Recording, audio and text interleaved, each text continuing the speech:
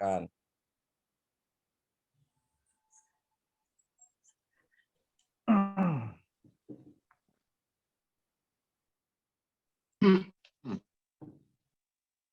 Juan itu kumaha ya Pucet? Keluar dari rapat atau mengerti? Mengerti. Tuh gitu. Tadi aja. Nah, Mengerti, Pak. Kurang bagus ini. Ini ada got it ya?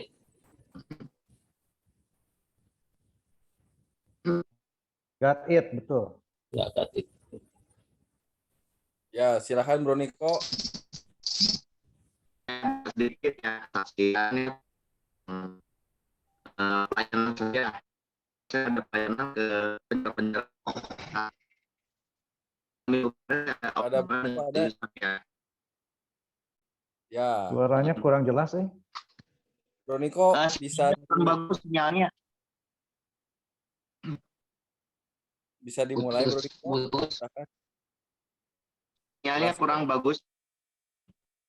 Tapi jelas ya saya. Kebetulan saya kan ada pelayanan ke penjara-penjara, lembaga pemasyarakatan. Ya, di mana mereka tuh disekolahkan lagi gitu. Ya, istilahnya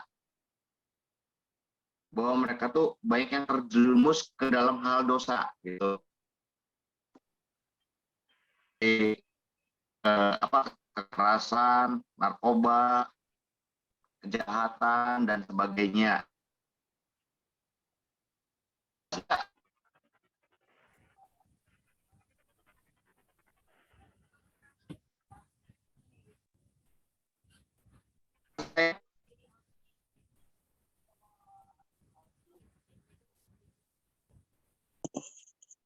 Kedengeran Bro Niko ya?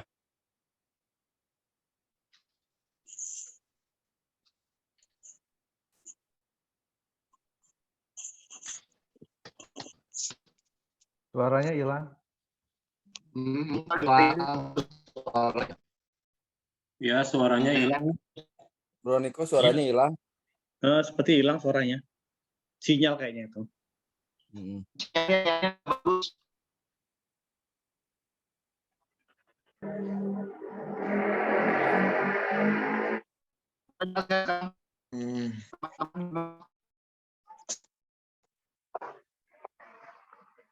Kedengeran Bro Niko.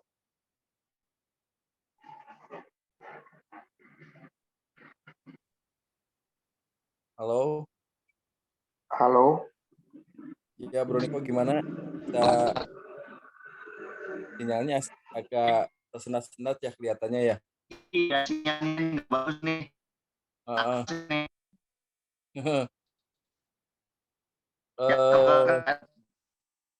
Gimana tuh next lagi ya tuh Pak ya? Nanti soalnya kedengaran kita jadi kayak apa ya? Sayup-sayup nggak begitu jelas yang dimaksud. Iya.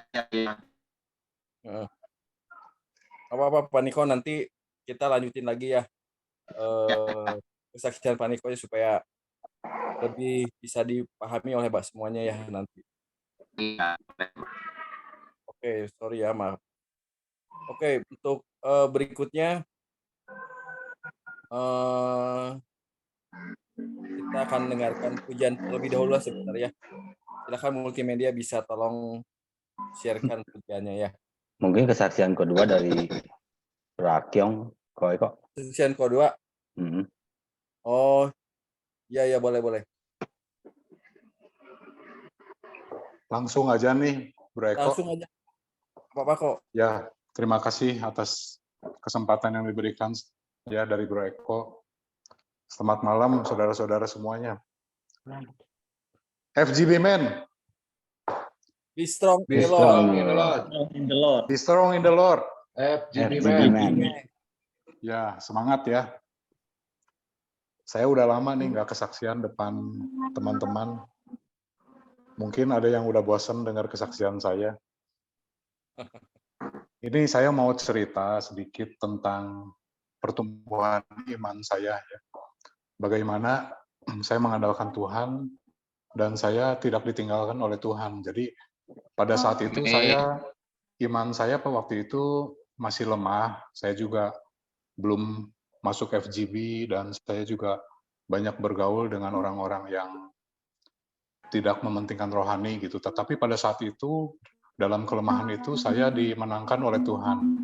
Ceritanya begini, tahun 2017, saya ada kesempatan mengikuti pameran bersama dengan rekan saya ya. Jadi saya dengan dia itu bedanya 12 tahun, 13 tahunan lah ya. Nah, boleh dibilang saya senior, dia junior. Kami sama-sama merintis sebuah merek barang ya. Kebetulan junior saya yang ngimpor barangnya. Kita launching merek ini, kita sampai sewa stand di Pekan Raya Jakarta ya. Namanya Jakarta Fair kan.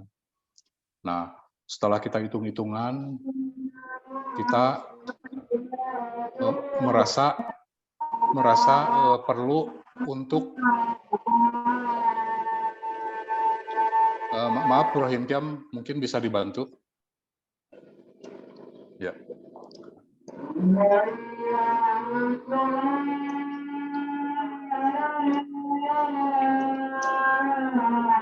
Bisa dibantu Bro Himkiam?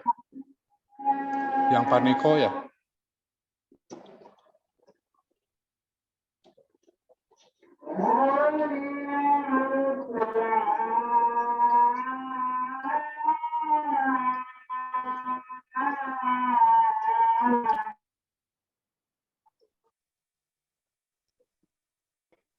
Ya.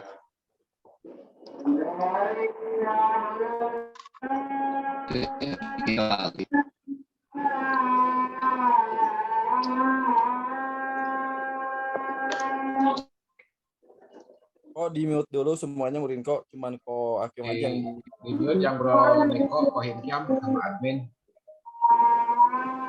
Di mute sama Kohimkiam.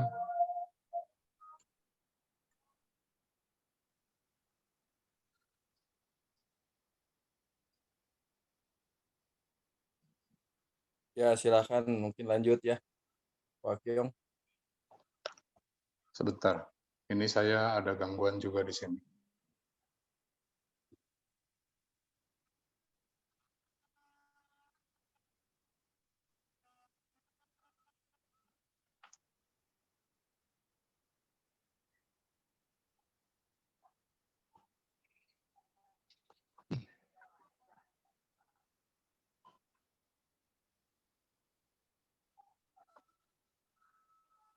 Masuk. Ya, maaf ini ada gangguan juga di sini. Jadi, saya ulangi, pada waktu itu saya sebagai senior ya, dengan sahabat saya gitu ya, yang lebih muda, saya mengadakan pameran di Jakarta. Jadi, pada waktu itu, modal yang kami kumpulkan berdua itu seadanya, tabungan kita seadanya kita pakai untuk pameran tersebut dengan tujuan supaya pameran itu berhasil ya. Nah, setelah kami merencanakan, terselenggaralah pameran tersebut.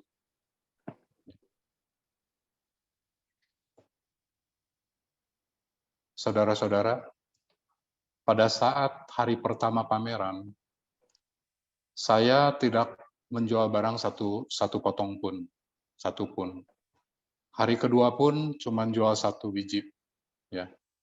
Setelah 1 minggu pameran, kami ini gagal total.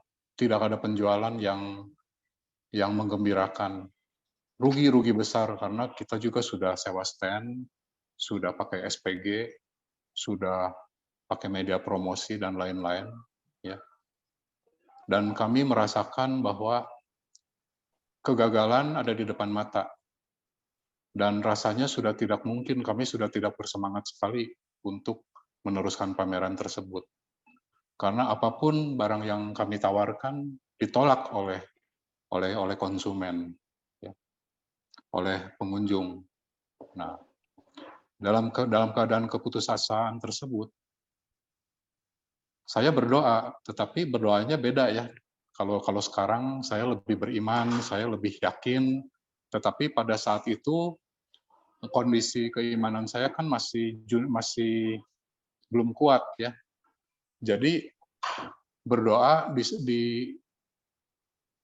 disertai dengan kekhawatiran yang sangat ya, karena ini adalah seluruh tabungan kita ada di sini ya.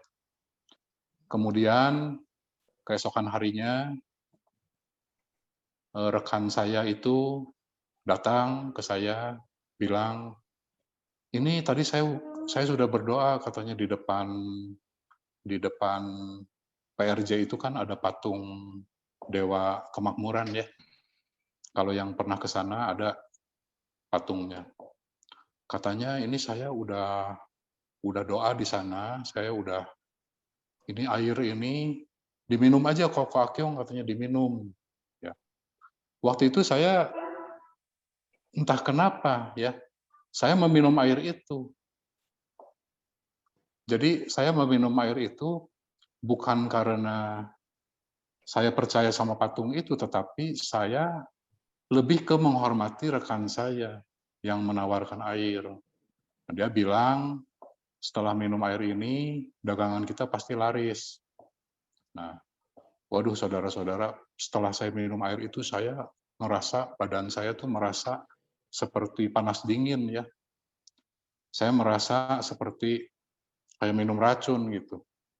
Saya langsung ke WC, saya bilang, berdoa ke Tuhan, aduh, maafkan saya. Saya melakukan seperti ini bukan karena saya tidak beriman, tetapi saya hanya menghormati teman. Tetapi anehnya saudara-saudara, penjualan hari itu ya, yang tadinya hanya ratusan ribu, bisa mencapai 5 juta rupiah hari itu. Dan tentu saja teman saya itu bangga sekali dengan cara dia berdoa ke patung Dewa Kemakmuran. Ya. Koko katanya, untung tadi saya udah doa nih, makanya hari ini kita dapat omsetnya lumayan. Wah, saya pikir ya, masa sih Tuhan yang saya sembah ini masa kalah sama Dewa Kemakmuran, tapi saya nggak bisa apa-apa. Memang kenyataannya penjualannya bagus. Sampai keesokan harinya juga penjualan masih cukup baik, tetapi hari ke-9 penjualannya jatuh lagi. Tidak sampai 1 juta rupiah, padahal target kita itu satu hari 30 juta loh, saudara-saudara. Ya, bayangkan penjualannya nggak sampai 1 juta rupiah hari ke-9. Saya udah berpikir, besok rekan saya pasti bakal minta air lagi ke patung Dewa Kemakmuran itu. Apa yang akan saya lakukan kalau dia minta? Saya berdoa sama Tuhan, saya ingin menolak. Ya. Nah, benar saja keesokan harinya dia datang lagi. Ini saya udah doa lagi, katanya Pak Akyong, ini kita minum lagi biar laris. Pada saat itu saya dengan tegas saya menolak. Saya bilang, nggak ada hubungannya air dengan laris tidak laris, itu patung ya. Sedangkan yang kita sembah ini kan Tuhan. Ya. Saya bilang, stop, kamu jangan berpikiran seperti itu lagi. Kita sekarang beriman saja sama Tuhan, kita berdoa masing-masing ya. Saya percaya Tuhan yang saya sembah akan bisa diandalkan. Nah, si rekan saya itu kaget setengah mati, dia bilang, wah, yang benar ini kita nih lagi berada di ujung tanduk nih, di pinggir jurang. Jangan aneh-aneh lagi Koko, katanya. Yang penting kita asal pameran ini berhasil. Jadi ruginya nggak banyak. Saya bilang, enggak, kamu masih muda, kamu jangan percaya sama hal-hal mistik seperti itu. Ya. Dengan resiko, kalau pamerannya gagal, saya akan menanggung resiko. Ya, karena ini benar-benar saya siap untuk dipersalahkan. Ya. Tetapi saya berdoa sama Tuhan, di dalam nama Tuhan Yesus, pameran ini akan berhasil. Tolong Tuhan beri saya muka. Ya. Tapi Tuhan belum menjawab. Hari itu pamerannya masih gagal total, omsetnya juga masih kecil sampai hari ke-10.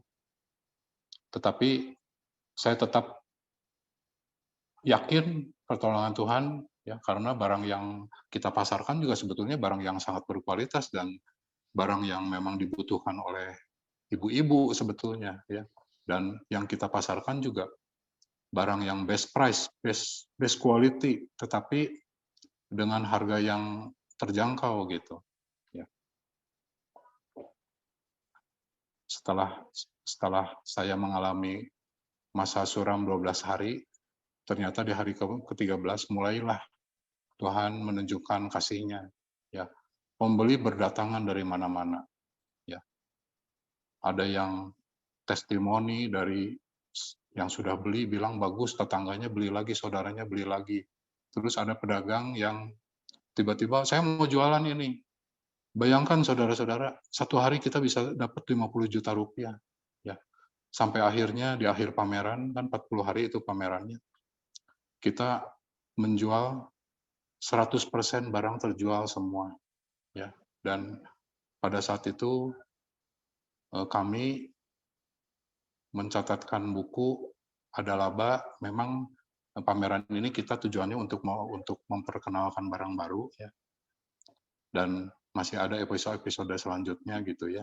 Nah, tetapi yang mau saya ceritakan adalah, bayangkan kalau pada saat itu saya ikut-ikutan menyembah patung tersebut dan saya mengandalkan patung tersebut. Kebayang nggak gitu? Ya, mungkin pamerannya berhasil, tetapi pada saat itu saya kebawa. Saya mungkin menjadi pengikut patung tersebut. Dan saya nggak ada di sini malam hari ini.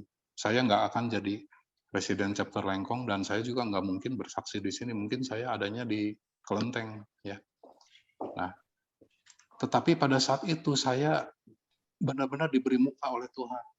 Bahkan rekan saya pun merasa heran gitu. Kok sampai begitunya ya? Ini benar-benar Tuhan menolong kita gitu ya. Jadi setelah kejadian tersebut, iman saya menjadi lebih kuat ya, sehingga dalam berbagai persoalan, karena saya sudah merasakan diangkat dari jurang kehancuran ya, dari ke ujung tandukan saya diangkat sama Tuhan. Bahkan bukan cuma diangkat, pameran itu jadi berhasil ya. 100% berhasil, bahkan lebih. Sehingga saya menjadi lebih kuat.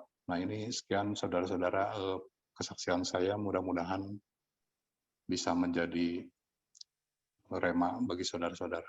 Selamat malam. Ya. Terima kasih Ko Akyong. Luar biasa ya. Kadang kita ikut Tuhan tuh kadang nggak selamanya mudah. Ada masa-masa sulit yang harus kita lalui. Tetapi ikut Tuhan tuh happy ending. Akhirnya kita akan mendapatkan sukacita. Ya. Terima kasih Ko Akyong, membuat kita semakin yakin bahwa Allah kita tuh Allah yang dahsyat. Puji Tuhan. Kita akan dengarkan satu pujian. Silakan multimedia untuk men-share-kannya. Mau coba lanjut Bro Niko dulu nggak Bro Niko? Coba Bro Niko bisa diulang lagi nggak apa suaranya Bro Niko?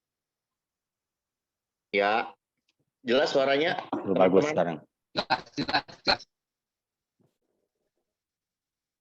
Ya, saya ada sedikit ini kesaksian ya tentang pelayanan saya ke penjara-penjara gitu, lapas, lembaga pemasyarakatan.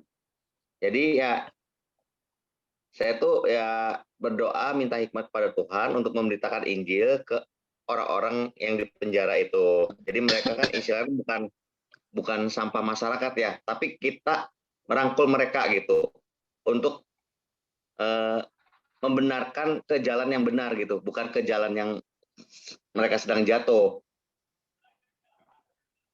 Nah, di situ ya kebanyakan itu mereka tuh ada yang terkena narkoba, kejahatan, terus korupsi, masalah keuangan apa gitu dari pekerjaan mereka, dan masih banyak yang lainnya juga untuk masalah-masalah tersebut. Ya akhirnya ya saya bersama tim saya menginjili mereka gitu, supaya mereka tuh benar-benar bertobat dan lebih mengenal Tuhan Yesus. Dan akhirnya mereka ada yang setelah keluar dari penjara, ada yang mengikuti sekolah teologi dan akhirnya menjadi ini hamba Tuhan, pendeta. Puji Tuhan. Dan kadang ada hanya beberapa orang yang masih penuh dengan kedagingan gitu. Jadi akhirnya mereka udah keluar masuk lagi, dia betah sekolah di situ.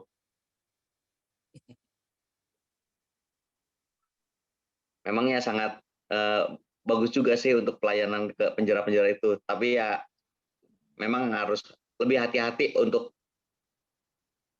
pengucapannya pada mereka. Makanya sebelum kita pelayanan ke situ, kita berdoa dulu minta hikmat sama Tuhan. Bersama-sama dengan tim saya itu. Ya, sedikit kesaksian saya itu aja. Terima kasih. Oke, puji Tuhan, Pak Niko luar biasa ya. Masuk menginjili orang-orang yang memang perlu kita tolong dalam pengenalan akan Tuhan. Iya. Tuhan memberkati Pak Niko dan timnya ya, supaya jadi berkat lebih luas lagi. Amin. Puji Tuhan, kita akan dengarkan pujian. Silahkan multimedia.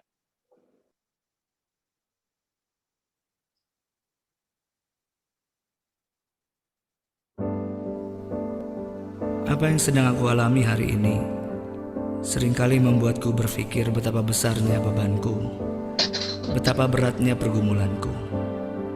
Tapi saat ini Engkau datang Tuhan dan berkata bukan itu yang harus kau pikirkan.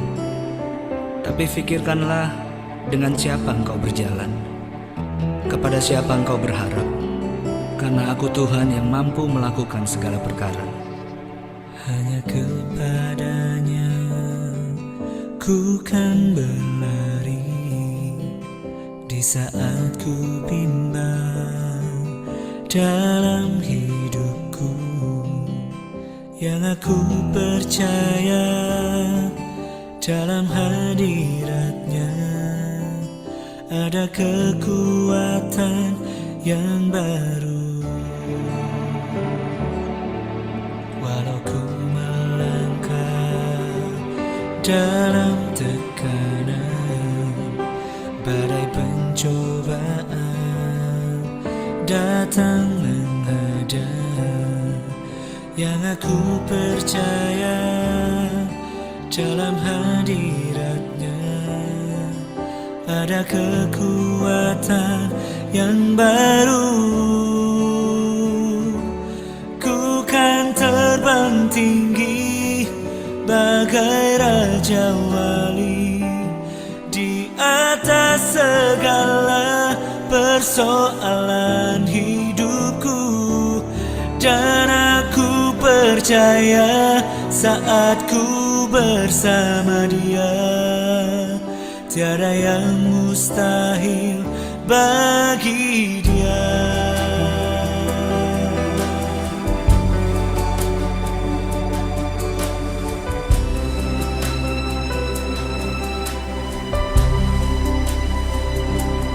Walau ku melangkah dalam tekanan, badai pencobaan datang menghadang.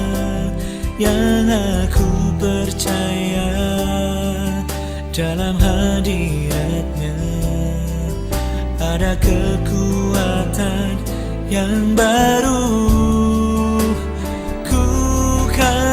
Terbang tinggi bagai Raja Wali di atas segala persoalan hidupku. Dan aku percaya saat ku bersama Dia, tiada yang mustahil bagi Dia. Bagai induk Raja Wali yang mengajarkan anaknya terbang, seperti itulah Engkau bagiku Bapa. Setiap hembusan badai adalah latihan bagi kekuatan sayapku. Aku akan terbang tinggi dan semakin tinggi. Ku kan terbang tinggi bagai Raja Wali, di atas segala persoalan hidupku.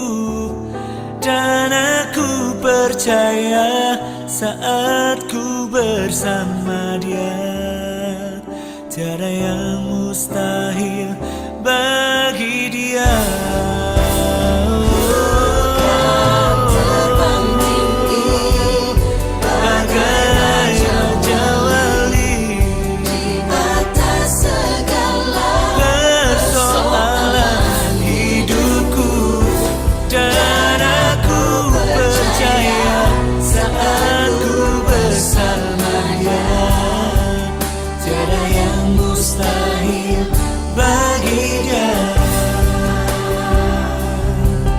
Tiada yang mustahil bagi Dia. Oh, tiada yang mustahil bagi Dia.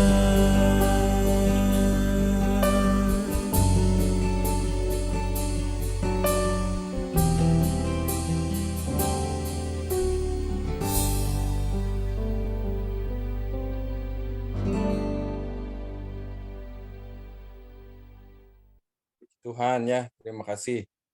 Pujian ini sangat indah ya. Tiada yang mustahil bagi Dia dan bagi kita semuanya. Sebentar kita akan mendengarkan firman Tuhan. Sebelumnya saya persilahkan Ko Akeng untuk doa firman. Mari kita berdoa. Bapa yang maha baik, Bapa yang maha kuasa, Bapa yang kami sembah. Terima kasih pada malam hari ini kami terpilih untuk hadir di tempat ini. Kami juga terpilih untuk bisa mendengarkan sebagian dari kebenaran firman-Mu yang akan dibawakan oleh Bro Yusak tentang pengangkatan. Kami ingin tahu apa itu pengangkatan, apakah benar ada pengangkatan, seperti apa itu pengangkatan.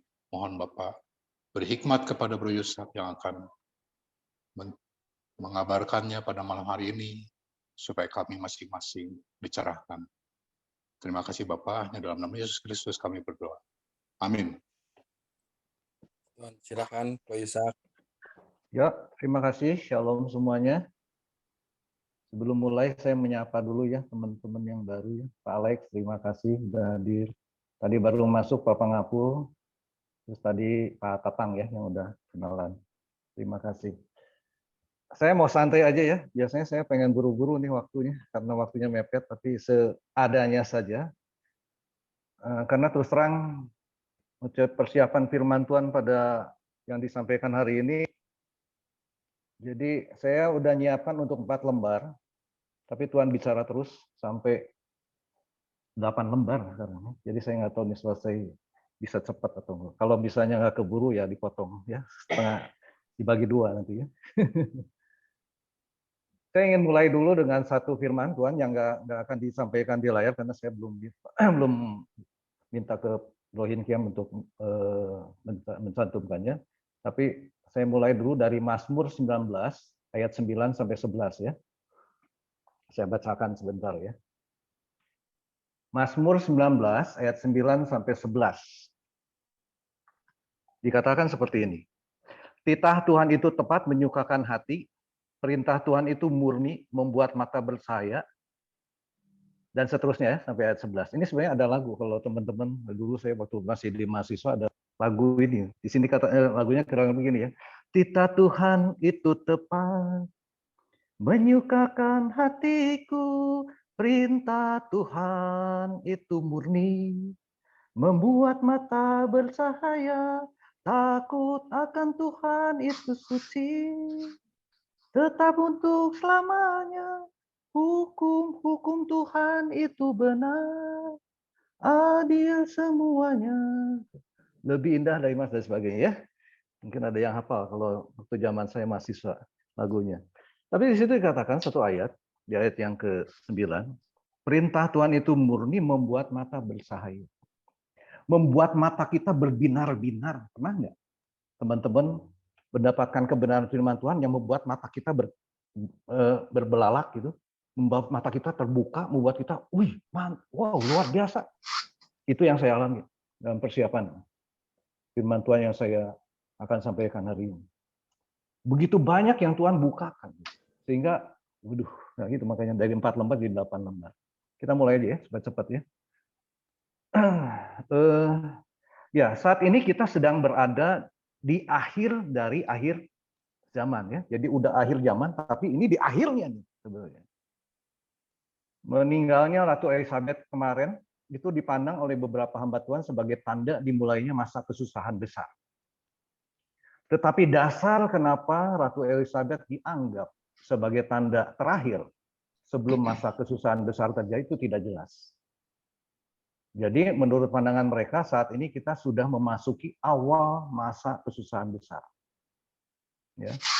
Masa kesusahan besar itu akan berlangsung selama 7 tahun, tetapi masanya akan dibagi 2. Yaitu masa awal kesusahan besar yang akan berlangsung selama kurang lebih 3,5 tahun. Dan yang kedua adalah masa kesusahan besarnya sendiri yang akan langsung 3,5 tahun juga. Dan kesusahan atau penganiayaan yang dialami pada masa kesusahan besarnya itu, ya, yang 3,5 tahun terakhir itu akan jauh lebih hebat daripada penganiayaan yang terjadi pada saat awal masa kesusahan besar yang 3,5 tahun pertama. Mungkin ya ada di antara kita ya yang berkata, kalau kita sudah mulai memasuki awal masa kesusahan besar, tapi kok saya hidup aman-aman aja ya? Hidup kayaknya jalan biasa aja. Nah, kalau kita mengacu pada meninggalnya Ratu Elizabeth tanggal 8 September 2022, berarti kalau itu kita aminin ya, karena dasarnya kan nggak kuat tadi juga, dasarnya apa gitu ya. Tapi kalau kita aminin itu, berarti awal masa kesusahan besar itu baru berlangsung sekitar 4 bulan. Ya. Dari sampai sekarang kan berapa bulan dari September. Jadi memang belum kerasa buat sebagian orang, ya, buat sebagian orang. Tetapi bagi sebagian besar yang lain sudah terasa. Dalam masa pandemi selama hampir 3 tahun ini sudah banyak yang jatuh. Udah banyak yang stres dan sebagainya. Karena nggak kuat menghadapi tekanan masalah yang bertubi-tubi selama pandemi berlangsung. Dan jangan lupa juga prediksi banyak orang, termasuk pemimpin dunia, bahwa tahun 2023 itu gelap. Jadi kemungkinan akan mulai lebih kerasa penganiayaannya, kesusahannya pada tahun 2023 ini yang kita baru jalanin berapa hari ini? Baru 2 minggu lebih lah ya. Jadi, nah nanti untuk lebih jelasnya nanti saya akan jelaskan lebih detail ya. Itu baru pembukaan. Nah, sekarang lanjut. Nah, kalau kita berbicara tentang akhir zaman, salah satu topik yang paling menarik untuk diperbincangkan, bahkan diperdebatkan adalah tentang rapture. Pengangkatan orang-orang bersaya. Paling tidak ada 3 versi tentang rapture ini. Versi pertama adalah rapture itu terjadi sebelum masa kesusahan besar. Jadi sebelum yang 7 tahun ini, rapture terjadi. Versi yang kedua, rapture terjadi di tengah-tengah masa kesusahan. Jadi di antara 3,5 tahun pertama dan di antara 3,5 tahun yang kedua. Sedangkan versi yang ketiga, itu ada yang percaya bahwa rapture itu terjadi setelah masa kesusahan besar terjadi. Jadi setelah 7 tahun masa kesusahan itu. Nah, kalau kita sebagai umat Tuhan, mau pilih yang mana? Pasti pengen pilih yang versi pertama ya, supaya kita nggak ngalamin kesusahan besar. Ini kita di rapture dulu ya. Betul nggak? Betul atau betul? Nah, tapi daripada kita di PHP-in tentang rapture ini, lebih baik kita melihat apa sih yang Alkitab katakan.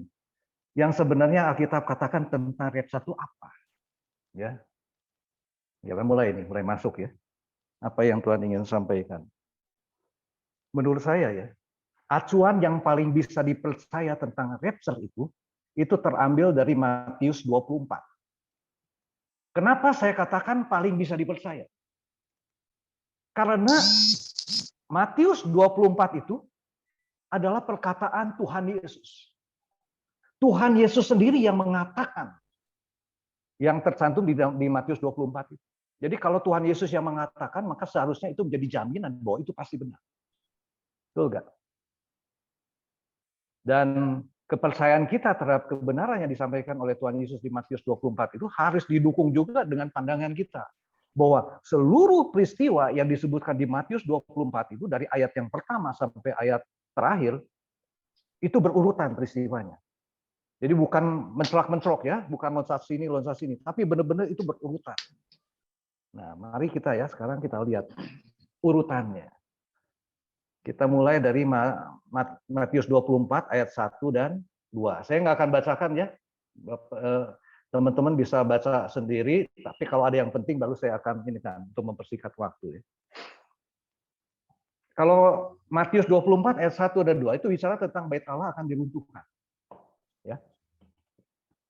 Nah, untuk 2 ayat pertama ini ada 2 versi tentang bait Allah yang diruntuhkan. Versi pertama bahwa itu nubuatan Tuhan Yesus tentang runtuhnya bait Allah yang memang sudah terjadi pada tahun 67 Masehi, dihancurkan oleh tentara Romawi. Itu memang nubuatan, karena Tuhan Yesus menubuatkan sebelum itu terjadi. Jadi menurut mereka itu bukan berbicara tentang akhir zaman, karena udah terjadi. Bait Allah udah diruntuhkan, udah dihancurkan. Gitu. Tetapi versi yang kedua adalah bahwa ayat ini berbicara tentang akhir zaman. Jadi mereka percaya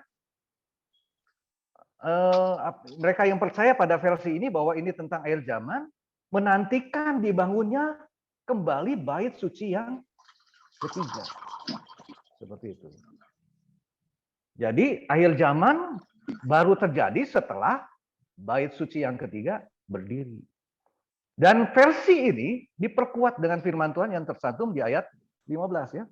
Matius 24 ayat 15. Di situ dikatakan, coba bisa lihat ya di layar. Saya bacakan ya. Jadi apabila kamu melihat pembinasa keji berdiri di tempat kudus, menurut firman yang disampaikan oleh Nabi Daniel, para pembaca hendaklah memperhatikannya. Ya. Jadi itu berbicara tentang pembinasa keji yang berdiri di tempat suci pada akhir zaman. Ya. Pembinasa keji itu bicara tentang iblis atau antikristus. Sedangkan tempat kudus itu mengacu kepada bait suci, bait Allah. Jadi menurut ayat ini, bait suci sudah berdiri lagi pada akhir zaman. Ya. Mari kita tinggal tunggu bagaimana hal ini bisa digenapi ya. Kalau kita mengacu menurut waktu, ayat 15 ini terjadi di tengah-tengah masa penganiayaan besar. Jadi di 3,5 tahun, antara 3,5 tahun pertama dan 3,5 tahun yang kedua, yang ayat 15 itu ya. Itu kan perikopnya tuh kan, nanti kita lihat ada perikop yang kedua itu ayat 3 sampai 14. Itu bicara tentang penganiayaan yang 3,5 tahun pertama. Ayat 15 dan seterusnya itu yang 3,5 tahun kemudian. Kalau kita lihat, nanti kita lihat bersama ini. Nah, jadi kalau mengacu menurut waktu, ayat 15 ini terjadi di tengah-tengah masa penganiayaan besar itu ya. Jadi antara 3,5 tahun pertama dengan yang kedua. Jadi terjadi pada saat masa penganiayaan sudah berlangsung selama 3,5 tahun. Kurang lebih seperti itu. Nah, itu 2 ayat pertama. Kita lanjut ke perikop berikutnya. Yaitu ayat yang ketiga sampai ayat yang ke-14. Ayat ketiga sampai ayat ke-14 ini saya namakan ini adalah masa awal kesusahan besar. Ini berbicara tentang awal terjadinya kesusahan besar yang akan berlangsung selama 3,5 tahun. Ini dikatakan di kitab Daniel 9 ayat 27. Di sini dikatakan, raja itu akan membuat perjanjian itu menjadi berat bagi banyak orang selama 1 kali 7 masa. 7 tahun kan? Pada pertengahan 7 masa itu, jadi pada pertengahan 7 tahun itu, ia akan menghentikan, ini bicara tentang iblis atau si antikristus, ia akan menghentikan korban sembelihan dan korban santapan. Dan di atas sayap kekejian akan datang yang membinasakan sampai pemusnahan telah ditetapkan menimpa yang membinasakan itu. Jadi menghentikan korban sembelihan dan korban santapan di bait suci. Jadi ini mengacu awal kesusahan besar ini tercantum di kitab Daniel juga, bukan hanya di Matius 24 ya. Nah, masa awal kesusahan besar ditandai dengan munculnya, disebutkan ya, kita kembali ke Matius 24 ayat 3 sampai 14, di situ dikatakan ada beberapa tanya. Di sini dikatakan banyak palsu. Terus peperangan, kelaparan, gempa bumi. Terus selanjutnya umat Tuhan akan mengalami penganiayaan. Banyak yang murtad karena nggak kuat waktu dianiaya. Lalu munculnya banyak nabi palsu. Lalu kedurhakaan bertambah. Kasih kebanyakan orang akan menjadi dingin. Dan masa ini diakhiri dengan Injil Kerajaan Allah akan diberitakan di seluruh dunia. Ini urutannya seperti itu. Itu urutan yang terjadi selama masa 3,5 tahun pertama. Itu berurutan ya. Disebutkannya seperti itu. Nah, kalau menurut mereka yang percaya bahwa kita sekarang sudah memasuki masa penganiayaan besar, sepertinya benar apa yang mereka katakan. Ini pendapat saya. Kenapa? Kita lihat tanda-tanda yang tadi saya sudah sebutkan. Saya nggak akan bisa sebutkan semuanya, tapi sebagian dari tanda-tanda itu apakah benar sudah terjadi saat ini? Yang pertama, peperangan. Peperangan sedang terjadi sekarang. Sudah tahu ya, Rusia lawan Ukraina. Makin ramai. Dan perang ini bisa meluas menuju Perang Dunia Ketiga. Amerika Serikat dan negara-negara barat mendukung Ukraina, sedangkan Cina, Iran, Belarusia, dan lain-lain mendukung Rusia. Ini kalau semakin panas akan memicu Perang Dunia Ketiga, bahkan perang nuklir. Ya.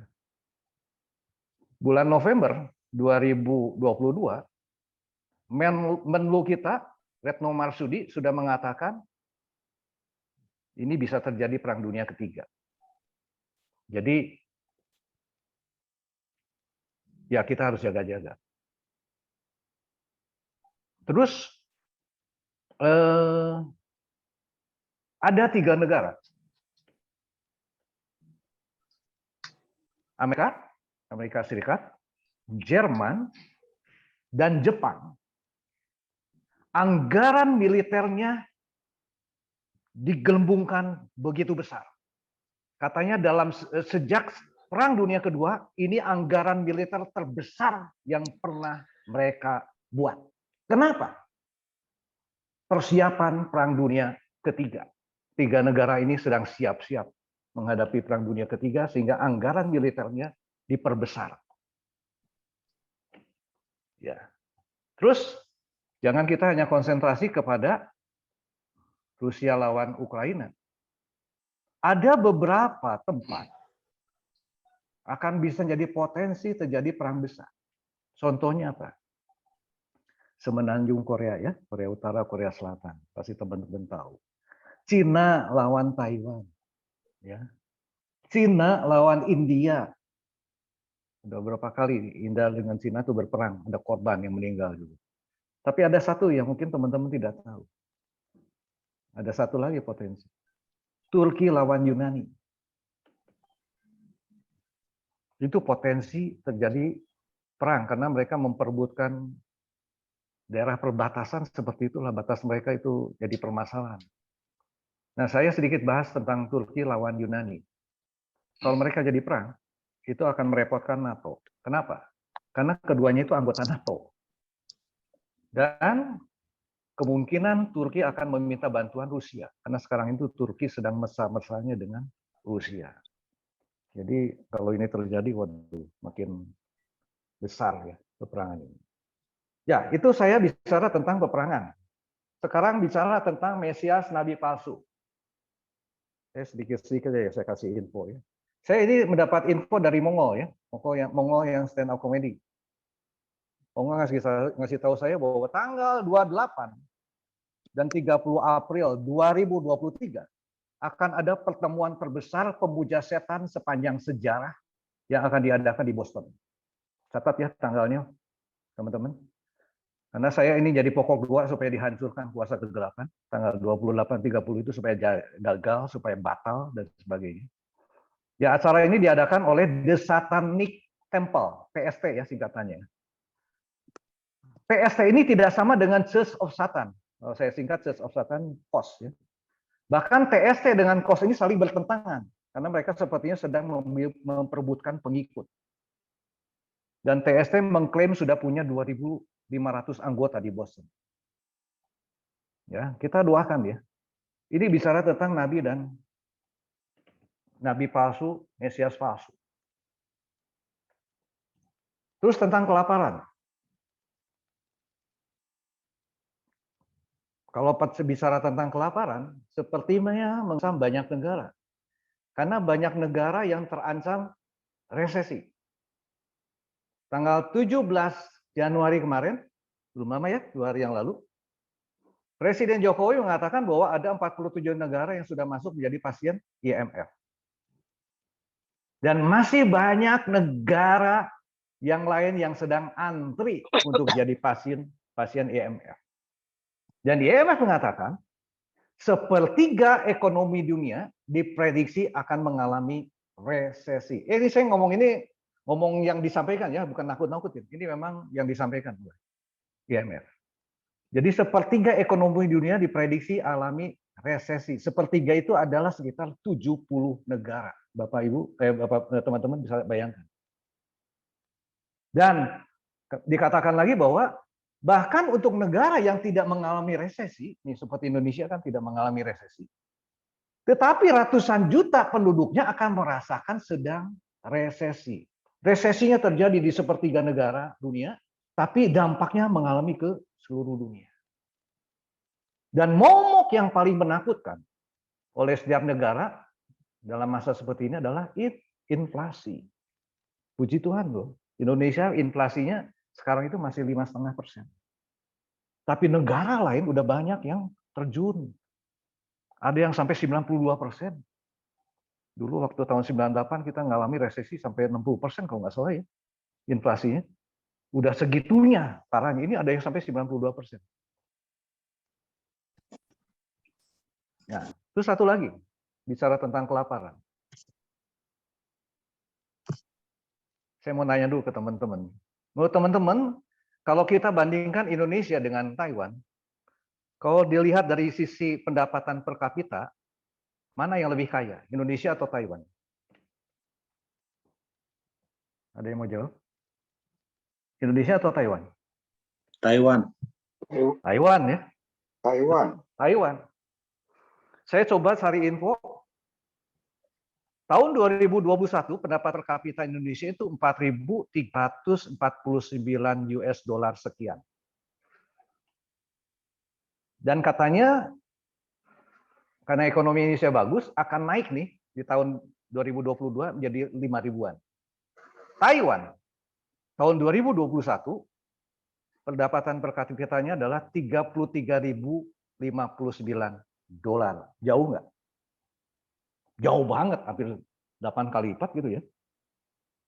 Betul nggak? Tapi saya ingin teman-teman lihat video berikut ini tentang Taiwan. Silakan, Lo Yingkem tolong. 今天是1月8号，现在是应该晚上7点40分吧。给你看看台北车站。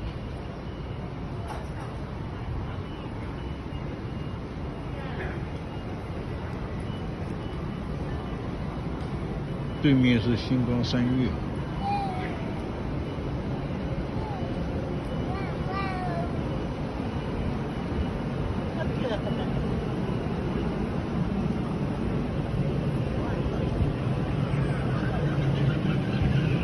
热闹吧？我们台湾今天这个场景。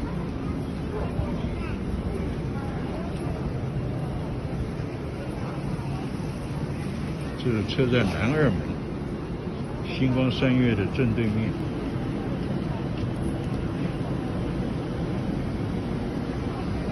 警察拿他们也没办法。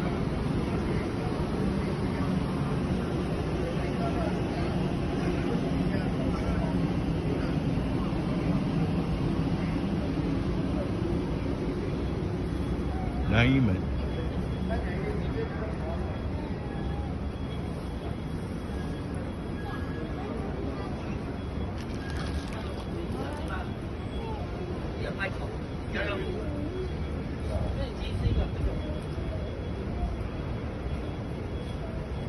Ya, di situ dulu aja.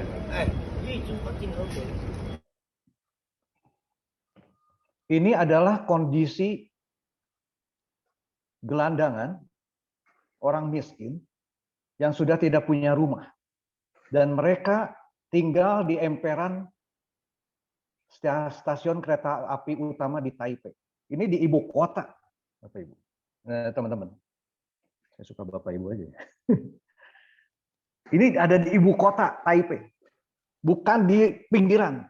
Ini dan di stasiun utama kereta. Di sekeliling stasiun mereka tidur di situ. Setiap malam mulai jam 6:30 malam mereka menggelar tempat tidur mereka di sekeliling stasiun kereta api. Waktu tadi ini saya baru dapatkan tadi pagi. Ini kejadian katanya tanggal 7 atau 8 Januari, jadi belum lama. Waktu saya nyaksikan saya sampai nangis. Waktu saya mandi. Indonesia seperti itu nggak?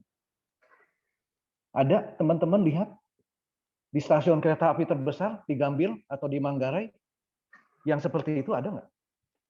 Tidak. Saya lihat tidak. Taiwan yang lebih makmur daripada Indonesia mengalami seperti itu. Oke, bicara kemiskinan, kelaparan. Tentang gempa, saya nggak usah bicara. Ini makanan kita sehari-hari ya. Gempa udah sering sekali terjadi. Ya. Tentang yang lain-lain, tapi intinya bahwa saya nggak bisa sebutkan makanya satu-satu. Secara umum, kondisi kita saat ini seperti yang digambarkan di ayat 3-14 tadi. Dan kalau benar bahwa kita sudah memasuki masa penganiayaan besar, maka lebih baik kita siap-siap dari sekarang, supaya jangan telat. Mari kita berjaga-jaga dari sekarang. Jangan nanti. Saya akan bacakan sekarang, kita masuk ke perikop yang ke-3. Ayat Matius 24 ayat 15 sampai 28. Ini bicara masa kesusahan besar yang sebenarnya. Ya. Masa ini ditandai dengan siksaan yang sangat berat bagi umat Tuhan dan munculnya Mesias-Mesias palsu dan nabi-nabi palsu. Hanya 2 itu tandanya. Dicantumkan di perikop ini. Untuk siksaan yang berat, saya ingin menekankan pada ayat 21 dan 22. Saya bacakan ya. Sebab pada masa itu akan terjadi siksaan yang dahsyat seperti yang belum pernah terjadi sejak awal dunia sampai sekarang dan yang tidak akan terjadi lagi. Dan sekiranya waktunya tidak dipersingkat, maka dari segala yang hidup tidak akan ada yang selamat. Akan terjadi oleh karena orang-orang pilihan, waktu itu akan dipersingkat. Ya. Jadi saya tekankan di 2 ayat ini karena ada kebenaran penting yang bisa menjawab pertanyaan kita tentang kapan terjadinya rapture atau pengangkatan orang percaya. Di ayat 21 dikatakan bahwa siksaan yang luar biasa akan terjadi pada masa ini. Sehingga kalau tidak dipersingkat, maka semua manusia akan mati habis. Lalu di ayat ke-20 dikatakan, dijelaskan bahwa karena orang-orang pilihan, ini artinya umat Tuhan pilihan ya, bukan orang Kristen biasa. Orang-orang pilihan. Karena orang-orang pilihan, maka masa siksaan yang luar biasa ini dipersingkat. Jadi ingat bahwa di situ disebutkan orang-orang pilihan. The chosen one. The elect saints ya dikatakan ya kalau terjemahan bahasa Inggris. Artinya ini bukan umat Tuhan biasa, tetapi umat Tuhan pilihan. Apa maksudnya? Nah, menurut pandangan saya ini adalah umat Tuhan dengan kualitas yang terbaik. Umat Tuhan yang layak untuk mengalami rapture. Ingat ya teman-teman bahwa yang mengalami rapture itu harus memiliki kualifikasi tertentu. Tanpa kualifikasi tersebut, mereka tidak akan mengalami rapture. Jadi tidak semua orang Kristen akan mengalami rapture. Hanya yang pilihan saja, karena di situ dikatakan orang-orang pilihan. Ya. Nah, kiranya kebenaran ini akan mendorong kita semua nih, untuk semakin sungguh-sungguh mengikut Tuhan. Ikuti program apa? FCBH ya. FCBH itu apa singkatannya Pak? Ada yang ingat? Pokoknya baca firman ya. Faith Ikuti ya apa? Faith come by hearing. Faith come by hearing ya. Jadi iman datang dari mendengarkan firman Tuhan. Kurang lebih terjemahan bahasa Indonesia gitu.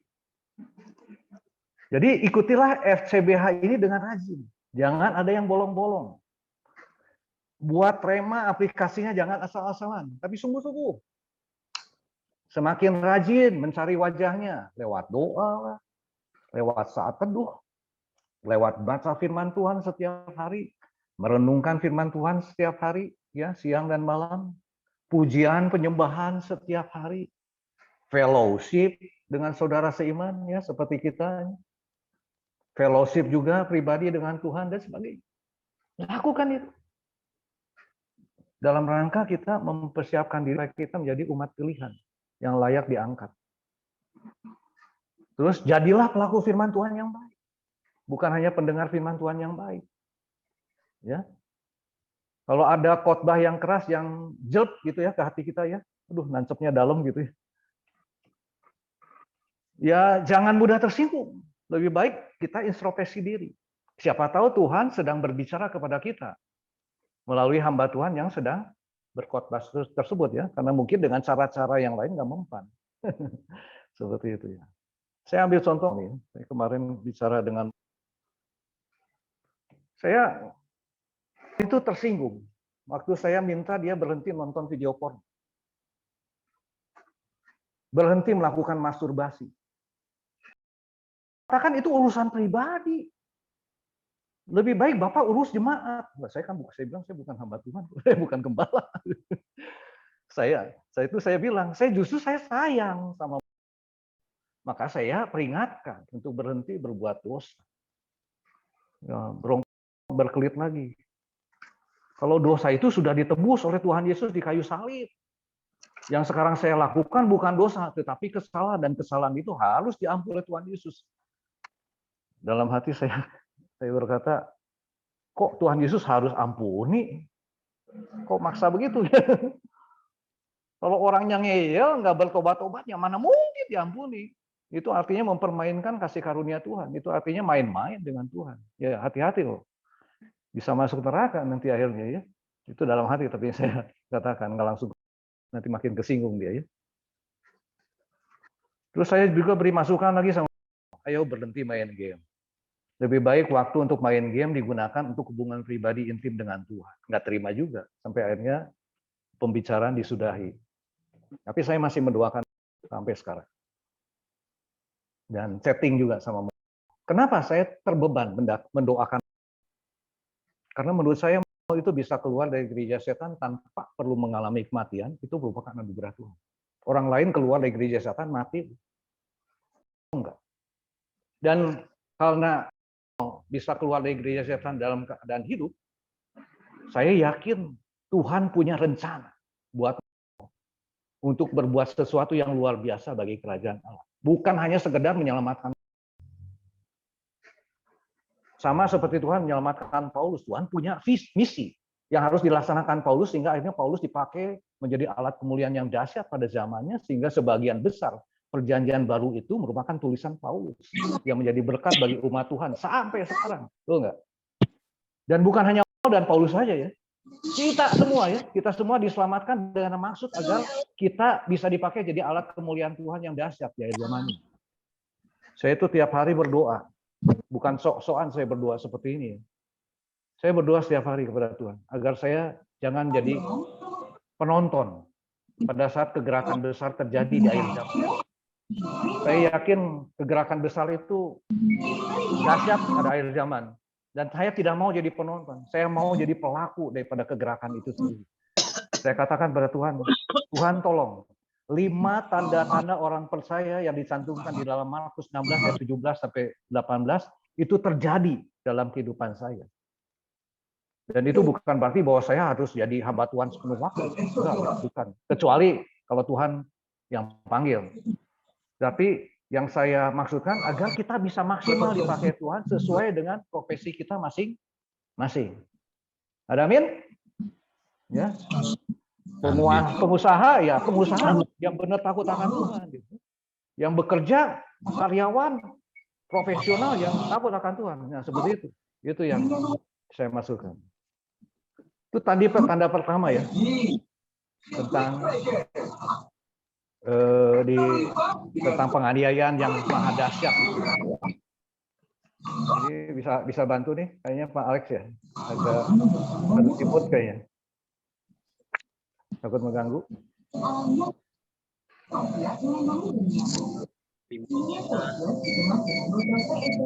Oh, Hintiam bisa bantu.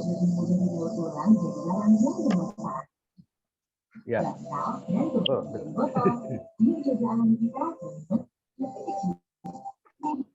Oke, lanjut ya. Mudah-mudahan kedengar suara saya. Oke. Tanda kedua dari masa kesusahan besar yang kedua adalah munculnya Mesias-Mesias palsu dan nabi-nabi palsu. Nah, saya menekankan untuk poin ini pada ayat yang ke-24. Bisa ditampilkan. Matius 24 ayat ke-24. Di situ dikatakan, sebab Mesias-Mesias palsu dan nabi-nabi palsu akan muncul dan mereka akan adakan tanda-tanda yang dahsyat dan mujizat-mujizat sehingga sekiranya mungkin mereka menyesatkan orang-orang pilihan juga.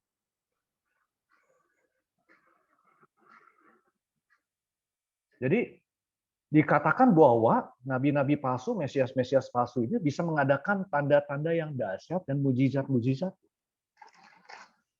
Bahkan dikatakan bisa menyesatkan orang-orang pilihan. Tadi yang berkualitas tinggi, umat Tuhan yang berkualitas tinggi bisa disesatkan juga. Jadi bisa teman-teman bisa bayangkan betapa hebatnya mereka menunjukkan kuasa mereka.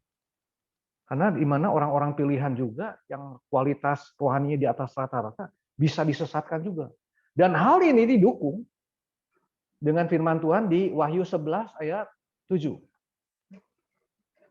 Coba, Wahyu 11 ayat 7.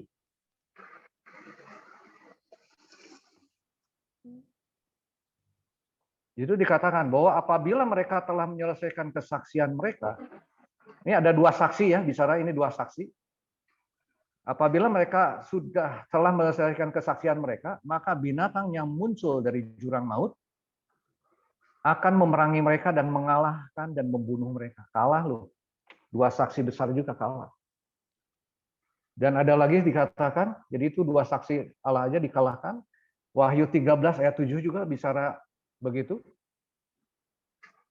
Dikatakan, dan ia diperkenankan untuk berperang melawan orang-orang kudus dan untuk mengalahkan mereka. Dan kepadanya diberikan kuasa atas setiap suku dan umat dan bahasa dan bangsa. Umat orang-orang kudus juga dikalahkan. Jadi akan ada saatnya terjadi di akhir zaman itu umat dua saksi Allah yang begitu hebat dikalahkan, umat Tuhan, orang-orang kudus juga dikalahkan. Tetapi jangan lupa ya teman-teman, bahwa itu hanya kekalahan sementara. Karena pada akhirnya iblis dan pengikutnya dikalahkan. Itu ada di Wahyu pasal 19 sampai 20. Itu bahasa sendiri ya, panjang. Iblis pada akhirnya kalah. Jadi di mana-mana juga boga lakon mah kalah dulu ya. Tetapi pada akhirnya keluar sebagai pemenang, bahkan lebih daripada pemenang. Amin. Kita lebih daripada pemenang ya. Amin. Oke. Nah, teman-teman mungkin ingat dengan kesaksian yang pernah saya sampaikan berkaitan dengan mahasiswa Maranatha ya, Universitas Kristen Maranatha, namanya Lala atau Melanie, yang pernah mau dijadikan permaisuri oleh Lucifer. Saya tadinya nggak percaya loh, iblis bisa melakukan hal-hal yang di luar nalar. Tetapi dari kesaksian Lala, saya jadinya tahu bahwa iblis itu bisa memindahkan barang tanpa disentuh. Bisa menyembuhkan, meskipun menyembuhkannya bukan menyembuhkan katanya, tapi memindahkan, ya. Memindahkan penyakit ya. Jadi kalau sakit di kaki dipindahkan ke tangan, sudah sebagainya. Bukan menyembuhkan, kata Lala. Terus bisa membuat orang pindah dalam sekejap, ya. Luar biasa ya. Saya yang ada di rumah tahu-tahu bisa ada di mall. Dan itu dialami oleh Lala. Terus bisa membuat orang atau benda terangkat. Lala ngalamin itu waktu di kampusnya dan sebagainya. Saya tadinya tidak percaya bisa seperti itu. Nah, kurang lebih hal-hal yang seperti itu yang dahsyat dan bahkan lebih dahsyat daripada itu akan dilakukan oleh iblis dan antikris pada masa penganiayaan besar itu. Nah, jangan kita terpukau dengan hal-hal seperti ini supaya kita tidak disesatkan.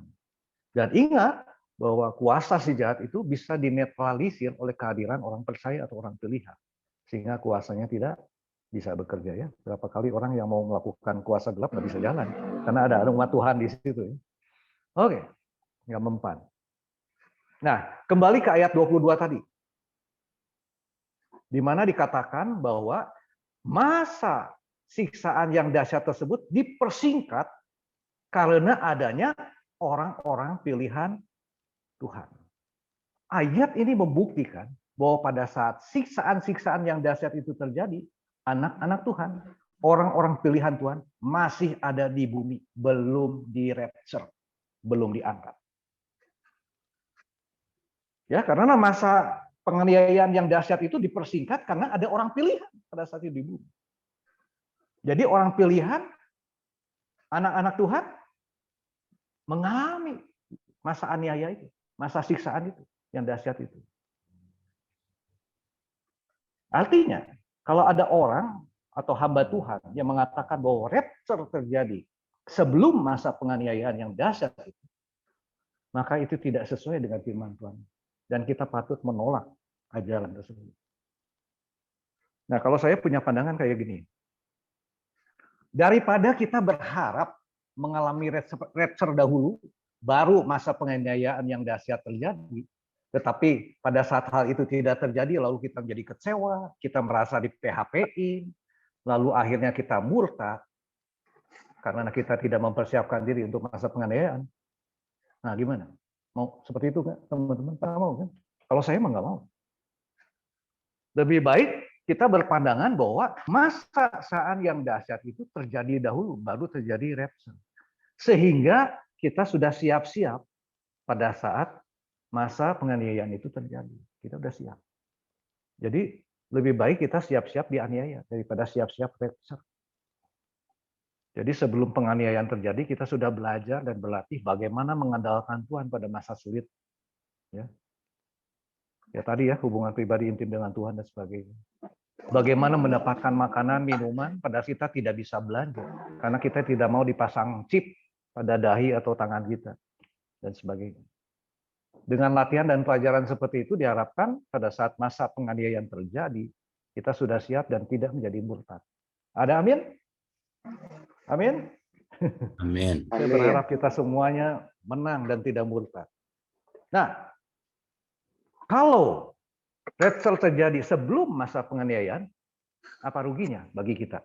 Kita udah siap-siap nih menghadapi masa penganiayaan. Ternyata rapture terjadi. Rugi nggak kita? Nggak rugi kan?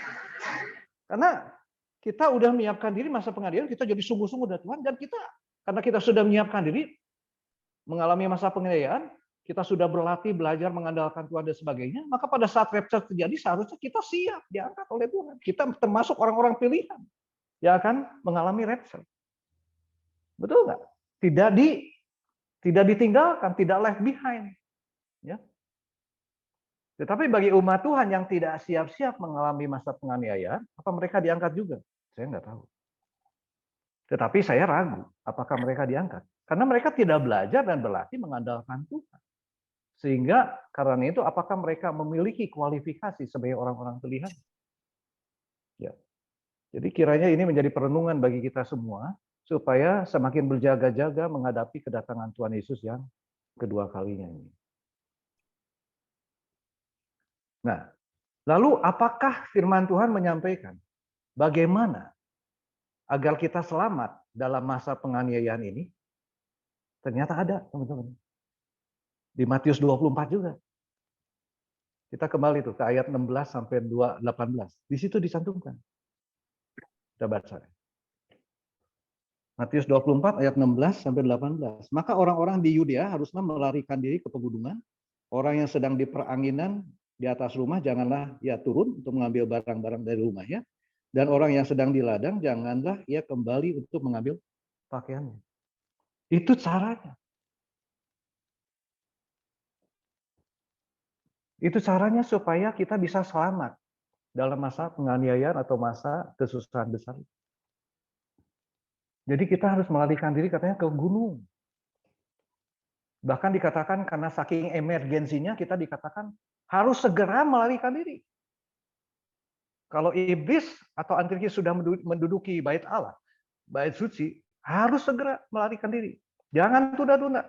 Jangan balik dulu ke rumah, ambil barang berharga dan sebagainya. Enggak.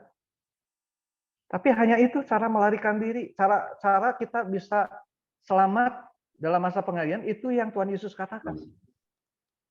Supaya kita bisa selamat. Dan hal ini diperkuat dengan Matius 10 ayat 23. Matius 10 ayat 23. Di situ dikatakan, apabila mereka menganiaya kamu dari kota yang satu, larilah ke kota yang lain. Karena aku berkata kepadamu sesungguhnya, sebelum kamu selesai mengunjungi kota-kota Israel, anak manusia sudah datang. Lari juga. Tapi lari dari kota ke kota. Itu yang sudah dilakukan oleh Paulus. Pada saat dia mengalami ancaman kematian. Tetapi di dalam ayat yang tadi kita baru baca, Matius 10 ayat 23, Tuhan berjanji bahwa sebelum kita selesai mengunjungi semua kota, kalau tadi disebutkan di Israel ya, kalau ini kita mungkin kota di seluruh Indonesia, Tuhan Yesus sudah keburu datang untuk kedua kali dan kita akan diangkat. Ada amin? Aduh, berapa kali saya bilang ada amin. Ya. Nah, kondisi ini apakah membuat kita khawatir dan takut? Mungkin kita khawatir. Karena kita khawatir, apa yang harus kita lakukan dalam masa pelarian ini? Percayalah bahwa Tuhan pasti memelihara kita dalam masa pelarian tersebut. Sama seperti Nabi Elia dipelihara di Sungai Kerit, demikian juga Tuhan akan memelihara kita. Sama seperti Tuhan memelihara kita selama hampir 3 tahun mengalami kesusahan selama pandemi ini, demikian juga Tuhan akan memelihara kita dalam masa pelarian tersebut. Jangan kita meniru apa yang dilakukan oleh bangsa Israel di padang gurun. Selama 40 tahun Tuhan memelihara mereka di padang gurun. Disediakan makanan lu dari surga mana. Disediakan burung puyuh. Pakaian dan kasut mereka tidak rusak selama 40 tahun. Mereka nggak usah ganti pakaian, nggak usah ganti kasut. Nggak rusak. Tetapi mereka tidak mensyukuri pemeliharaan Tuhan. Malah bersungut-sungut. Akibatnya mereka mati di padang gurun. Dan tidak masuk perjanjian. Kenapa mereka bersungut-sungut? Karena mereka tidak siap untuk mengalami kesulitan selama di padang gurun. Ya, di padang gurun mereka pasti tidak nyaman hidupnya. Ya, namanya juga di padang gurun. Mereka tidak siap mengalami ketidaknyamanan itu. Sehingga akhirnya mereka bersungut-sungut dan kalah. Mari kita belajar sama Nabi Elia. Alkitab mencatat bahwa Tuhan hanya menyediakan makanan dan minuman selama Nabi Elia tinggal di sungai Kerit. Tidak dicatat bahwa Tuhan menyediakan rumah atau apartemen yang enak. Enggak. Tidak disediakan toilet yang nyaman. Enggak. Tidak disediakan pakaian yang nyaman. Enggak. Tetapi apakah Elia bersungut-sungut? Enggak juga. Dia menurut apapun yang Tuhan suruh. Elia berusaha menyesuaikan diri dengan segala ketidaknyamanan tersebut. Dia menyesuaikan diri. Filipi 4 ayat 11. Coba kita baca. Ini Paulus yang bicara. Filipi 4 ayat ke-11. Kukatakan ini bukan karena kekurangan. Sebab aku telah belajar mencukupkan diri dalam segala keadaan. Belajar kita dari Paulus. Paulus mengatakan bahwa dia telah belajar mencukupkan diri dalam segala keadaan. Mari kita belajar dari Paulus. Jangan sampai iman kita jatuh karena mengalami ketidaknyamanan. Kita harus mulai belajar mempersiapkan diri untuk hidup tidak nyaman. Biasanya mungkin, ini contoh aja. Biasanya mungkin toilet kita bersih, harum. Tetapi apakah dalam masa pelarian kita bisa menemukan toilet yang bersih dan harum? Mendapatkan toilet saja dalam masa pelarian sudah untung. Meskipun toilet itu bau dan kotor. Ini hanya salah satu contoh ketidaknyamanan yang mungkin kita alami dalam masa pelarian itu. Ada satu lagi contoh ketidaknyamanan. Untuk teman-teman yang kaya. Di Full Gospel kan banyak orang kaya. Ada amin? Amin? Kita kaya dalam Tuhan. Nah, dalam masa kesusahan besar ini, apakah teman-teman siap mental kehilangan segala kekayaan saudara dalam sekejap? Kenapa dalam sekejap? Karena iblis pada saat dia udah berkuasa, iblis atau antikris setelah berkuasa, itu bisa membuat aturan yang seenaknya. Sehingga setiap orang yang tidak mau dipasang chip di tangan atau di dahinya diancam kehilangan seluruh hartanya. Dalam sekejap hilang semuanya.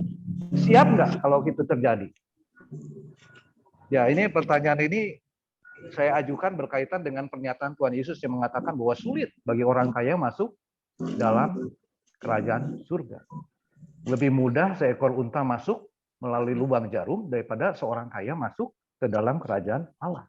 Itu di Matius 16 ayat 23-24. Ya, bukan berarti bahwa orang kaya tidak bisa masuk surga ya. Jangan sampai salah paham, karena Tuhan Yesus berkata di ayat berikutnya bahwa bagi Allah segala sesuatu itu mungkin. Tidak ada yang mustahil bagi Tuhan, termasuk untuk menyelamatkan untuk orang kaya selamat. Ini ada dua contoh aja ketidaknyamanan yang mungkin dialami dalam masa pelarian yang harus kita mulai menyiapkan diri. Satu poin terakhir yang saya ingin sampaikan untuk perikop ini adalah begini. Bahwa yang menjadi pembeda antara 3 tahun pertama dan 3 tahun kedua masa penganiayaan itu ada di ayat 15. Coba, apa dia katakan ayat 15? Matius 24 ayat 15.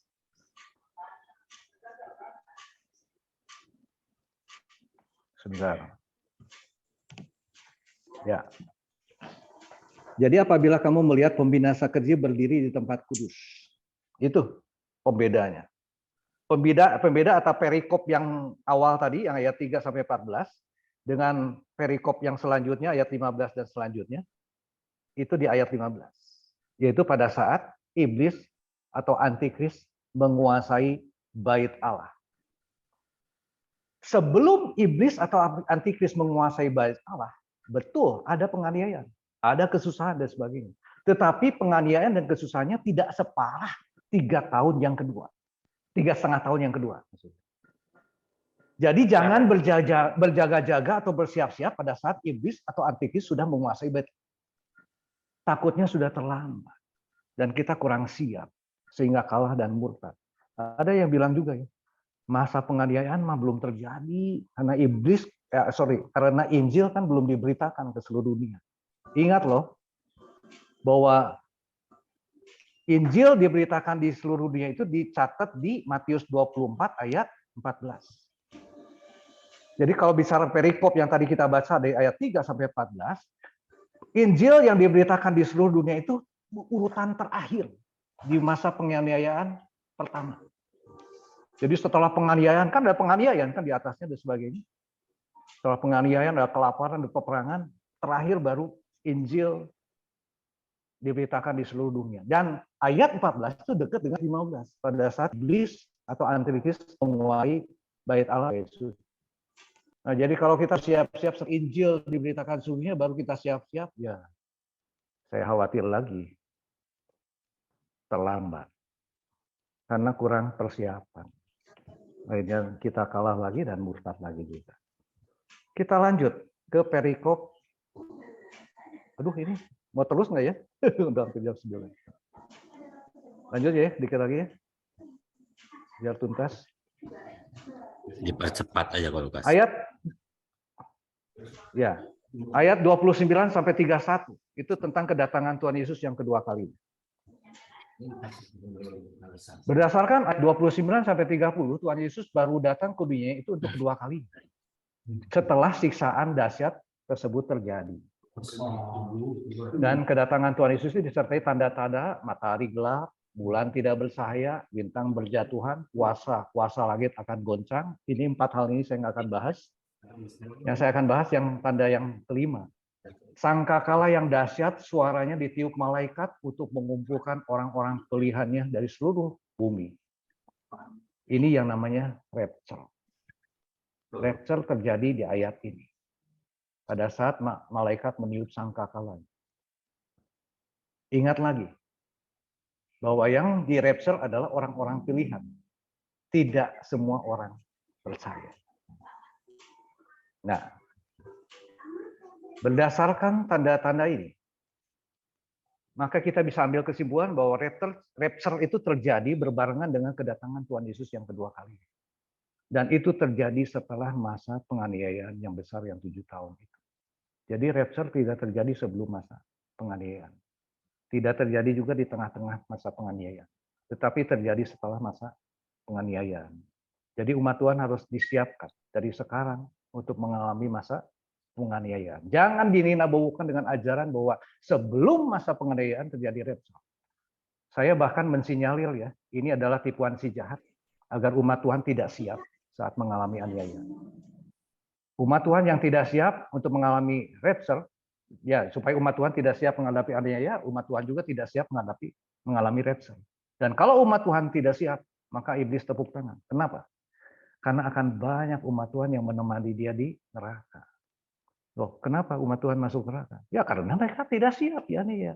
Karena mereka tidak siap ya nih ya, maka mereka murtad. Dan ini tertulis loh di Matius 13 ayat 20 sampai 21. Nggak tahu ini keburu nggak? Waktu tadi saya minta ini ditambahkan atau enggak ya? Ada ya? 13 ayat 20 sampai 21.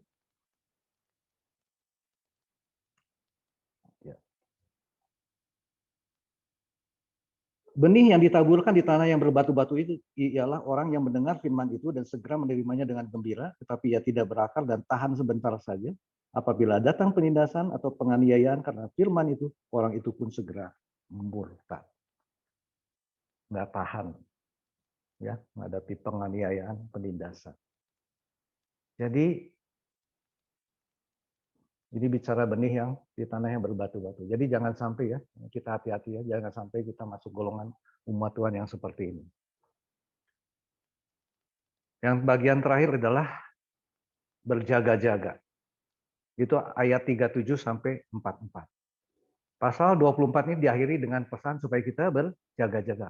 Mulai kapan kita berjaga-jaga? Mulai sekarang. Kenapa harus mulai sekarang? Kan bisa nunggu nanti setelah keadaan sudah jelas bahwa kita sudah masuk dalam masa kesusahan besar. Teman-teman, saya memberikan gambaran sedikit ya. Kalau suatu negara akan berperang dengan negara lain, apakah perlu persiapan? Tentu perlu kan. Kalau tanpa persiapan kemungkinan besar kita kalah dalam peperangan. Demikian juga dalam hal berjaga-jaga. Butuh waktu untuk sampai kita siap menghadapi masa kesusahan besar. Apa yang harus kita lakukan kalau gitu selama berjaga-jaga? Yang pertama, tadi udah saya sampaikan, hubungan intim dengan Tuhan. Doa, saat teduh, baca firman Tuhan, renungan firman Tuhan sekali-kali dan sebagainya. Anak saya Priscilla, waktu saya sampaikan ini sempat protes. Dia katakan ada nggak ada penganiayaan, ada nggak ada rapture, ya hubungan pribadi intim dengan Tuhan harus. Mungkin ada di antara teman-teman juga punya pendapat yang sama. Tapi saya mendapat jawaban dari Tuhan seperti ini. Katakan begini, seberapa dalam, seberapa deep hubungan intimmu dengan Tuhan. Untuk mengalami kedalaman hubungan intim dengan Tuhan itu butuh waktu. Henoh membutuhkan waktu 365 tahun untuk akhirnya mengalami rapture, Bapak Ibu. Teman-teman. Ya, saya harap ini bisa menjawab ya, kalau ada yang berpendapat seperti itu. Apalagi yang harus kita lakukan? Yang kedua, menyiapkan diri hidup dalam pelarian. Menyiapkan diri hidup dalam ketidaknyamanan. Saya di sini nggak tahu ada Pak Uho nggak ya? Saya ingat dengan istrinya Pak Uho ya, yang mengalami kanker payudara ya, dan mengalami sakit yang luar biasa. Tuhan yang mengatakan begini, saya sudah mengalami sakit itu di kayu salib. Bahkan mungkin lebih sakit dari itu. Biarlah hal ini ya menguatkan, ya nggak tahu Pak Uho-nya ada nggak? Istrinya Pak Uho untuk kuat menghadapi sakitnya. Ada yang mengalami cancer sampai sakitnya sampai tulang. Dan itu sakitnya luar biasa sampai tulang. Tetapi Tuhan Yesus berkata, saya sudah pernah mengalaminya. Bahkan lebih sakit dari itu. Intinya teman-teman, jangan sampai iman kita jatuh karena tidak kuat dalam masa pelarian. Tidak kuat dalam ketidaknyamanan. Ada satu tokoh di Alkitab yang hampir gagal dalam menjalani hidup yang tidak nyaman ini. Siapa dia? Yohanes Pembaptis, teman-teman. Itu dikatakan di Matius 11 ayat 2 sampai 6. Nanti baca ya. Yohanes Pembaptis itu sempat meragukan ketuhanan Yesus Kristus. Oh, bisa sempat ya. Dimasukkan ya. Ini teman-teman bisa baca ya untuk mempersingkat waktu. Meragukan apakah Tuhan Yesus itu Mesias. Bayangkan loh. Sekelasnya Yohanes Pembaptis bisa meragukan kemesiasan Tuhan Yesus. Dan Tuhan Yesus sempat mengatakan, berbahagialah di ayat 6-nya. Berbahagialah orang yang tidak menjadi kecewa dan menolak aku. Jadi artinya Yohanes Pembaptis sempat kecewa. Hampir menolak Tuhan Yesus. Kenapa? Kemungkinan karena Yohanes Pembaptis tidak menyangka bahwa hidupnya harus diakhiri di penjara. Tempat yang sangat tidak nyaman. Dia tidak mengerti kenapa saya harus di penjara. Apalagi akhirnya mati dipenggal kepalanya. Teman-teman, Nabi setingkat Yohanes Pembaptis saja bisa kecewa seperti itu, apalagi kita. Makanya kita harus mulai berjaga-jaga dari sekarang. Jangan tunda-tunda lagi. Selanjutnya apalagi yang harus jaga-jaga? Kita udah mau yang akhir. Doa puasa. Ini latihan penting. Sehingga pada saat mendesak, kekurangan makanan dalam masa pelarian, kita sudah terbiasa puasa. Apalagi? Yang terakhir, Matius 16 ayat 24. Menjadi pengikut Kristus. Siap menyangkal diri. Siap memikul salib, mengikut Tuhan setiap hari. Jadi katakan di 2 Timotius 3 ayat 12. Jadi pengikut Kristus itu harus siap alami aniaya. Tidak ada jalan mudah. Ibu Debbie Basir katakan bahwa kalau kita tidak mengalami aniaya, maka dipertanyakan kekristenan kita. Apakah kita orang Kristen? Bukan berarti saya udah siap ya dianiaya, saya juga nggak siap. Tapi banyak penganiayaan yang harus kita menyiapkan diri pada saat itu terjadi. Itu teman-teman, maaf panjang, hampir jam 9 jadinya. Kita berdoa. Kami bersyukur kepadamu Tuhan untuk setiap kebenaran firman Tuhan yang sudah disampaikan. Berbicara lebih banyak lagi pada kami. Siapkan kami menghadapi apa yang tercantum di Matius 24. Supaya kami siap pada saat itu terjadi. Terima kasih Tuhan. Di dalam nama Tuhan Yesus Kristus kami telah berdoa ucap syukur. Haleluya. Amin. Ya, saya serahkan. Terima kasih Pak Yosat. Ya, kalau ada bapak-bapak yang memang belum paham atau pengen lebih lanjut, silakan bisa kontak ke Pak Yosat. Terima kasih buat semuanya. Karena waktu juga yang sudah terlalu menjelang malam, kita akan akhiri aja pertemuan malam hari ini. Nanti saya minta Pak Apuk untuk tutup dalam doa untuk doa berkat sekalian ya. waktu yang tepat saya persilahkan. Nah, makasih Bu Eko. Mungkin saya doa penutup nanti minta hormat Bang Daud ya untuk doa berkatnya ya Bang Daud. Ya. Ya boleh ya. Boleh aja. Tapi kalau nggak salah siapa pertama ya? Kenapa? Jadi langsung kok, karena udah malam kok. Langsung saya doa penutup, Bang Daud doa berkat ya. Oh iya, boleh lah. Ya. Ayo teman-teman. Bapa kami yang bertata di dalam kerajaan surga, hati kami sungguh melimpah dengan ucapan syukur atas penyertaan Engkau sepanjang hari ini, bahkan malam hari ini juga kami bercita Tuhan buat firman yang sudah dibagikan. Biarlah apa yang sudah ditaburkan firman ini, Engkau yang menuntun kami semuanya agar apa yang firman ditaburkan ini boleh bertumbuh, berakar bertumbuh dan berbuah di dalam kehidupan kami. Dan menjadi kami lebih mengerti akan kebenaran firman-Mu Tuhan. Amin. Terima kasih Tuhan buat fellowship kami malam hari ini, gabungan daripada Lengkong dan Tunas Dago. Tuhan memberkati 2 chapter ini, Ko Akyong, Ko Hinkiam sebagai presiden, official member semuanya Tuhan. Engkau memberkati usaha pekerjaannya, Engkau juga memberkati keluarganya, Engkau berkati juga pelayanan kami semua lebih lanjut Tuhan. Pakai kami semua untuk hormat kemuliaan nama-Mu Bapa. Terima kasih Tuhan, terima kasih. Kami berdoa juga buat mereka yang sedang mengalami kesakitan Tuhan. Biarlah Tuhan Engkau yang melawat, Engkau yang menjamah, kuasa kesembuhan daripada Engkau terjadi Tuhan.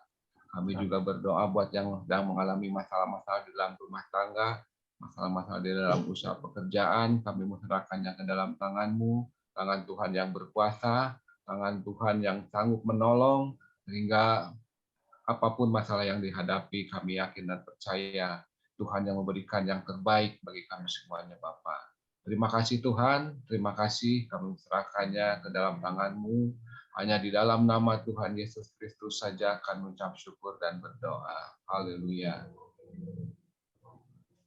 Mari saudara-saudara kita hati kita kepada kita mau berkat daripada Bapa, kelimpahan surgawi yang memenuhi hati dan pikiran kita, yang memampukan kita dari tidak apa yang kita dapat lakukan.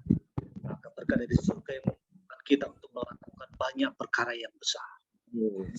Berkat dari surga juga yang memberkati kita secara kelimpahan, berkat materi, berkat jasmani, dan berkat rohani. Dimanapun kita berada, diberkatilah Engkau di kota, diberkatilah Engkau di ladang. Amin. Semua usahamu dan apa yang Engkau kerjakan di bawah Tuhan berhasil, dan nama Tuhan dipermuliakan. Nama Tuhan Yesus, terimalah berkat. Sama katakan, amin. Amin. Amin. Terima kasih. Selamat malam. Selamat malam. Selamat malam. Terima kasih Ko Acong. Terima kasih. Teman-teman semua. Terima kasih semuanya.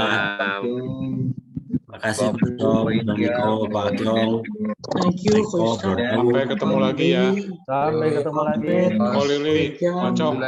Terima kasih, Pak Afi, Pak Ahmad, thank you. Bro Yosak, makasih, Bro Daud. Sen. Ricky. Yo ya semua, pamit ya. Ayo. Ya tutup Sampai minggu ya. depan. Terima kasih. Yuk.